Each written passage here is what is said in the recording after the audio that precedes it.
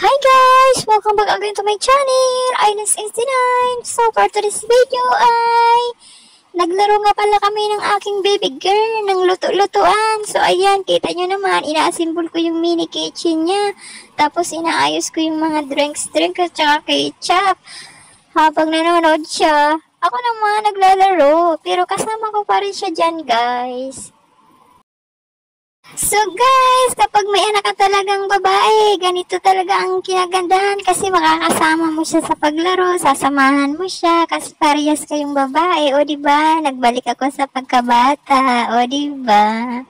So ayan, si Queen, busy rin siya.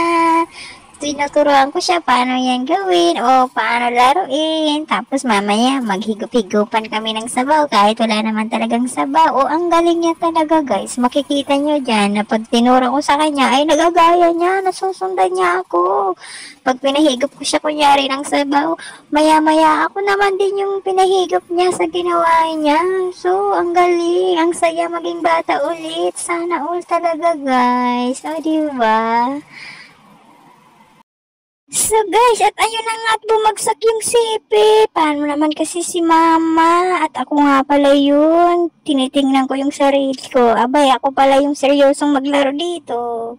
Yung anak ko kasi busy manood eh. O, tignan mo si Queen. O, diba? O. Ay, ang galing-galing talaga. So guys, alam nyo ba, kami lang ni Queen naglaro ng ganito. Yung panahon ng kuya niya, nung bata pa siya, wala man lang kaming ganitong moment. Kaya naman ngayon na nandito si Queen ay, syempre, samantalahin natin ang panahon. Minsan lang maging bata at ang bilis talaga ng panahon ngayon. O, diba? O, ayan na. O, ang galing. May painom-inom pa ng drinks. Oh, ang galing niya. Naghigop na ng sabaw. Oh, ang sweet ng baby girl ko. Oh, diba? Oh, wow. At kakain na nga kami kunyari.